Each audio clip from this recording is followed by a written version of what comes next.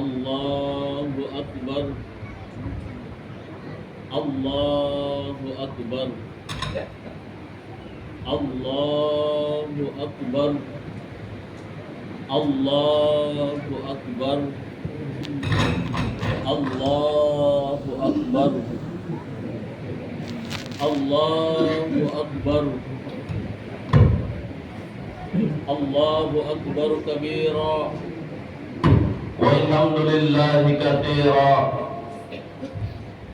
Wa subhanallahi bukratan wa asila.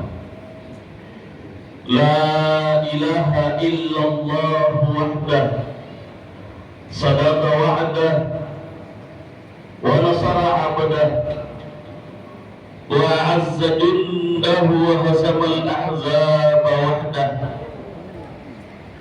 La ilaha illallah wallahu akbar. Allahu akbar walillahil hamd.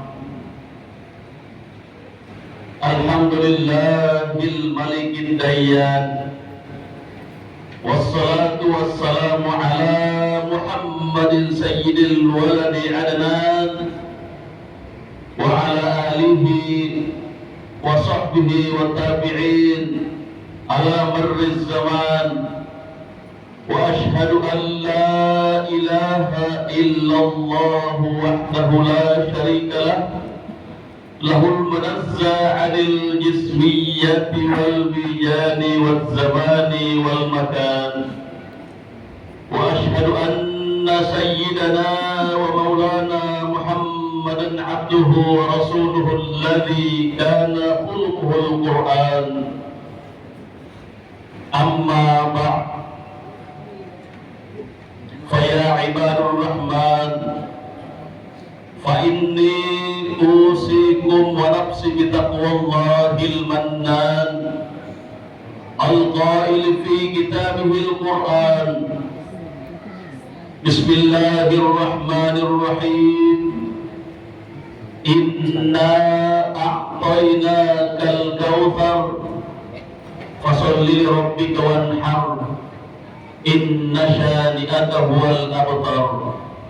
Sadaqallahul azim wa sadaqar rasulun nabiyyul karim.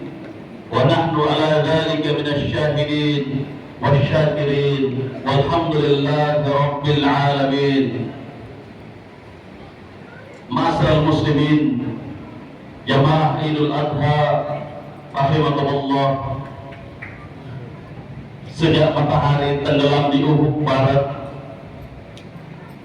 pertanda berakhirnya hari Arafah, hari ini bumi dipenuhi takbir, langit-langit masjid bergema dengan kalimat agung, Allahu Akbar, Allahu Akbar, Allahu Akbar, walillahil hamd.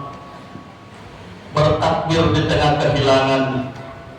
Dari keluarga Nabi Ibrahim kita belajar melalui kurban.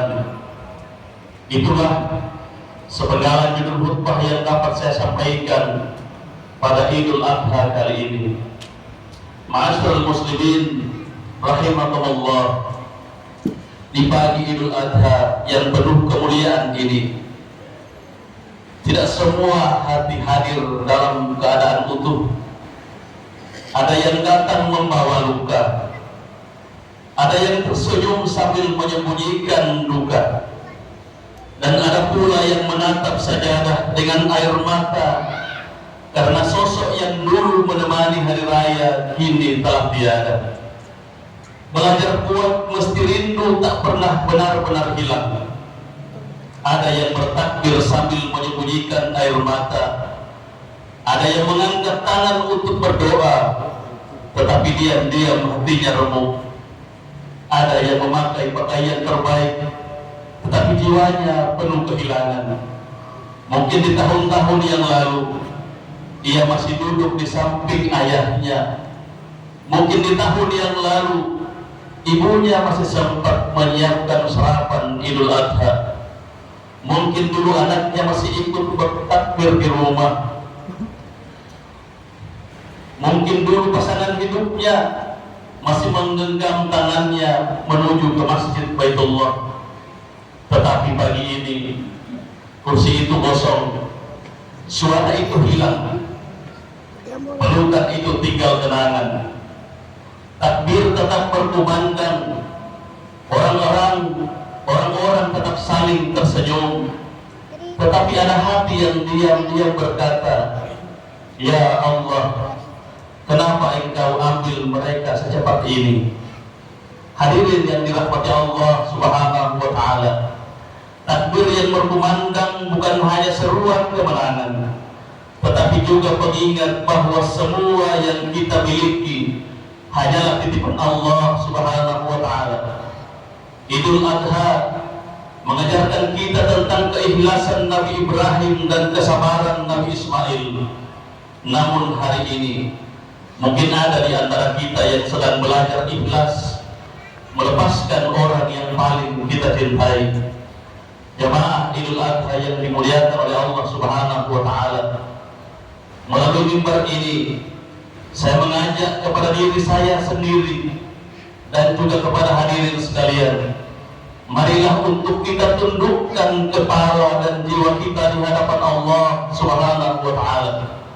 Allah yang maha besar, betapapun perkasanya kita, tetap masih lemah di hadapan Allah yang maha kuat. Betapapun hebatnya kekuasaan dan pengaruh kita, kita tidak berdaya di dalam genggaman Allah yang maha kuasa atas segala-galanya. Selanjutnya, salawat serta salam kita sanjungkan kepada Nabi kita, Nabi besar Muhammad sallallahu alaihi wasallam, sembari berharap penyampaian salawat tersebut akan berbuah syafaat kepada diri pribadi kita kelak di hari kiamat. Amin, amin, ya rabbal alamin. Hadirin jamaah Idul Adha rahimakumullah, di dalam Quran surat Al-Kautsar ayat 1 sampai dengan 3 Allah berfirman, "Inna a'tainakal kautsar fasholli li rabbika wanhar inna syani'aka huwal abtar." Sesungguhnya kami telah memberimu nikmat yang banyak kepada Nabi Muhammad, maka laksanakanlah sholat karena Tuhanmu dan berkorbanlah. Sesungguhnya orang yang membencimu, dialah orang yang terputus dari rahmat Allah Subhanahu wa Ta'ala. Mengorbankan harta dan diri adalah tanda cinta yang hakiki, dan itu tidak mungkin didapat tanpa pengorbanan di jalan Allah Subhanahu wa Ta'ala. Peristiwa kurban adalah mahakarya sejarah perjalanan peradaban manusia yang bertakwa dengan menelusuri perjalanan pengorbanan keluarga Ibrahim, perjalanan yang menceritakan pengalaman batin 3 insan teladan, perjalanan yang diabadikan dalam syariat perjalanan ibadah haji bagi umat Nabi Muhammad sallallahu alaihi wasallam. Jamaah Idul Adha yang dirahmati Allah Subhanahu wa Ta'ala, episode kehidupan yang sangat menguras air mata dan perasaan berawal dari Nabi Ibrahim. Ia diperintahkan oleh Allah untuk meninggalkan istri tercinta, yaitu Siti Hajar dan anaknya Ismail, di suatu bukit batu yang gersang. Di sana benar-benar tidak ada tanda-tanda kehidupan, tidak ada pohon yang tumbuh, tidak ada air. Mereka benar-benar sendiri. Kini timbul pertanyaan, kenapa Allah memerintahkan Nabi Ibrahim untuk meninggalkan istri dan anaknya di tempat yang tandus itu? Jawabannya adalah karena Allah ingin memberikan tarbiyah atau didikan yang langsung kepada Siti Hajar. Oleh karena Siti Hajar adalah seorang wanita yang bakal menjadi calon ibu seorang nabi yang akan menurunkan keturunan para nabi nanti. Allah ingin bahwa di hati Siti Hajar hanyalah Allah, hanya bergantung dan bersandar kepada kekuasaan yang maha berkuasa. Dan itu tidak mungkin didapat oleh Siti Hajar jika dia terus berdampingan dengan suaminya Nabiullah Ibrahim alaihissalam. Allahu Akbar, Allahu Akbar, Allahu Akbar, walillahil hamd. Jamaah salat Idul Adha yang dirahmati oleh Allah Subhanahu wa taala. Sepeninggalan Nabi Ibrahim, Siti Hajar mulai menghadapi perjuangan hidup dalam kesendiriannya. Bekal sedikit yang dibawa memang tidak bertahan lama. Siang harus menahan terik panas sinar mentari gunung yang tandus, dan malam harus menahan sepi di tengah kegelapan lembah di malam yang dingin menusuk. Berhari-hari mereka berdua hidup di dalam keadaan terhimpit iklim gurun yang tandus dan semakin hari semakin mengkhawatirkan. Anak menangis kehausan, air susu ibu kering di tengah kegersangan padang pasir. Karena terlalu banyak menangis, Siti Hajar yang tawakal kepada Allah tanpa disadarinya, tetesan air mata kepasrahannya jatuh ke bibir anaknya yaitu Ismail. Kemudian Ismail menggerakkan bibirnya. Siti Hajar memandang penuh harap, sembari hati kecilnya berbisik, Alhamdulillah, anakku masih hidup. Allahu Akbar. Seketika itu dipeluklah anaknya, dicium penuh cinta dan kasih sayang. Dengan kekuatan cinta yang terbatas dari seorang ibu kepada anaknya, Siti Hajar pun pergi mencari air dengan sisa-sisa tenaganya yang masih ada. Beliau berlari menuju Bukit Safa, kemudian berlari kembali ke Bukit Marwah, berulang-ulang hingga 7 kali. Sungguh suatu usaha yang luar biasa. Sesekali ia menengok anaknya, tiba-tiba satu keajaiban terjadi. Dari hentakan kaki anaknya Nabiullah Ismail memancarlah air dengan derasnya, yaitu air Zam-Zam yang penuh berkah, air kehidupan yang penuh rahmat dan tanda kekuasaan Allah mengalir terus sepanjang zaman. 5.000 tahun lamanya memancar hingga hari ini sebagai balasan dan simbol perjuangan seorang ibu kepada anaknya.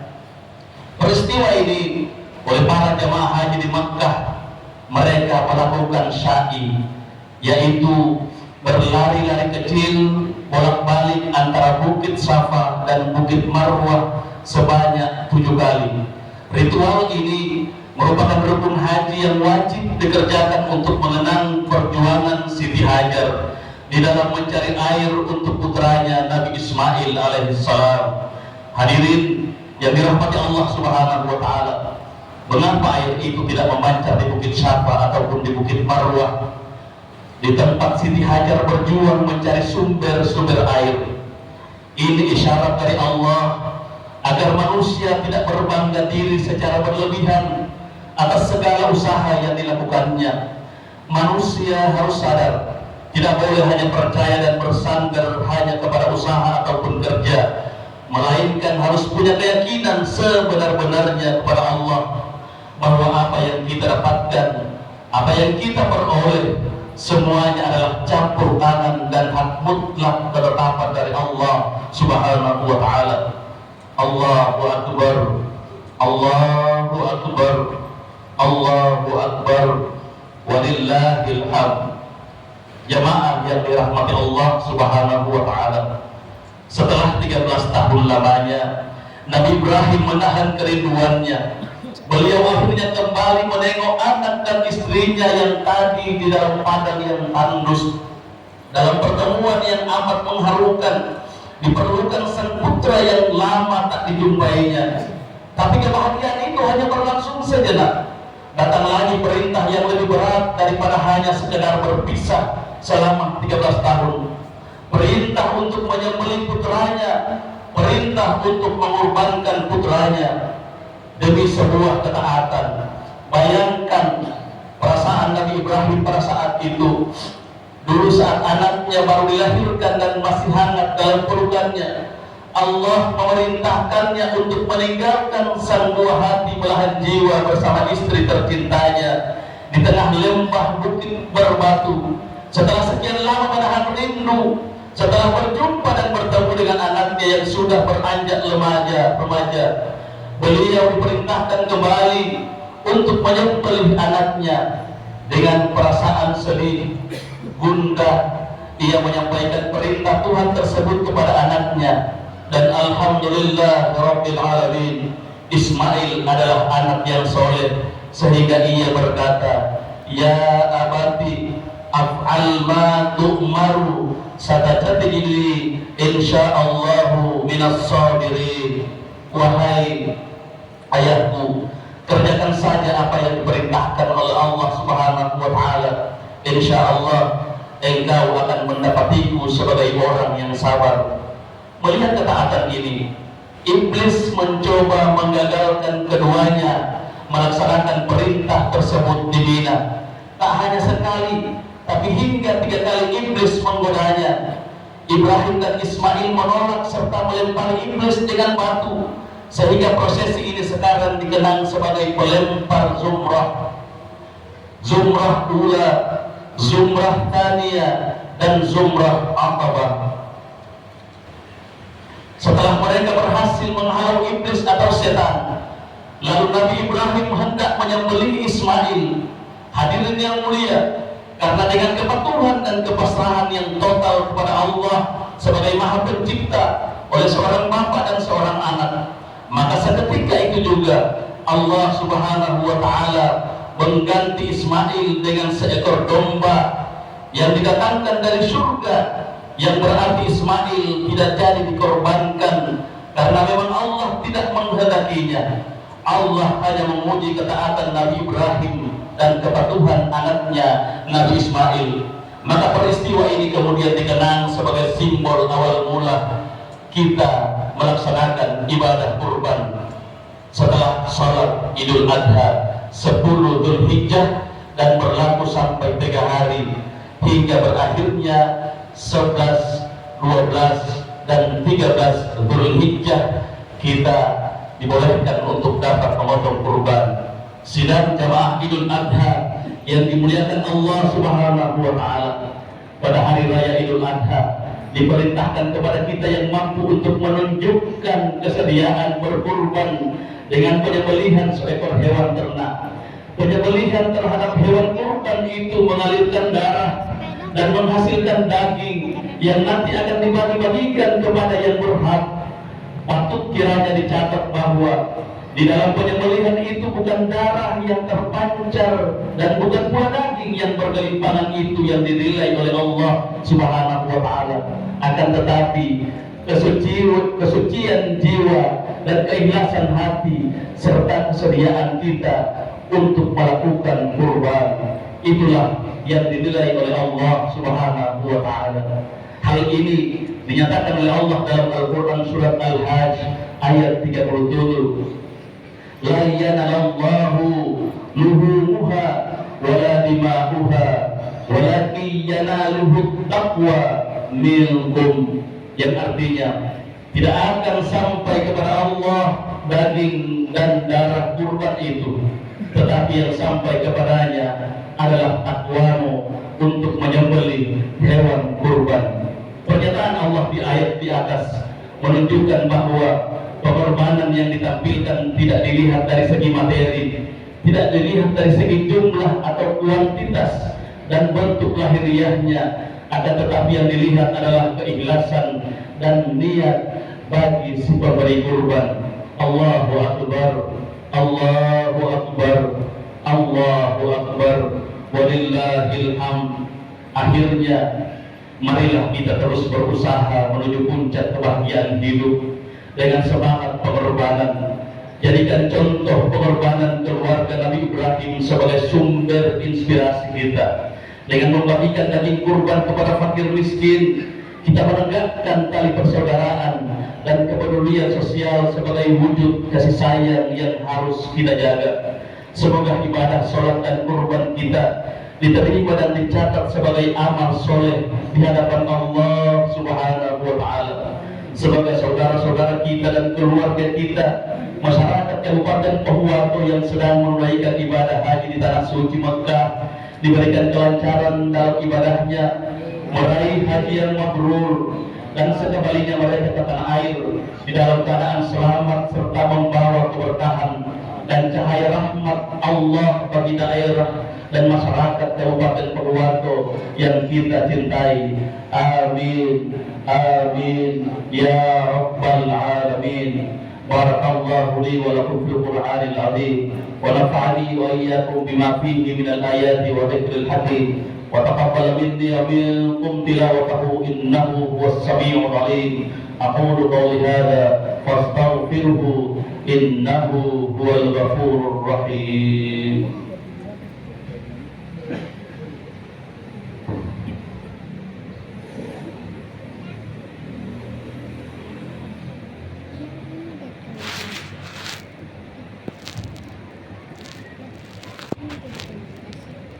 Allahu Akbar, Allahu Akbar, Allahu Akbar, Allahu Akbar, Allahu Akbar. Walillahil hamd. Alhamdulillah hamdan katsiran mubarakan fi. Asyhadu an la ilaha illallah wahdahu la syarika lah.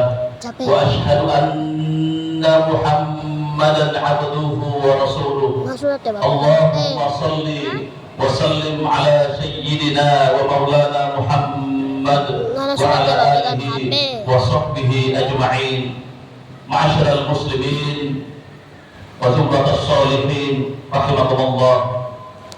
Hari ini mungkin ada di antara kita yang datang ke masjid sambil membawa luka yang tidak diketahui siapapun, tersenyum di depan orang lain, tetapi menangis ketika sendirian, terlihat kuat, padahal di dalam hati sedang runtuh.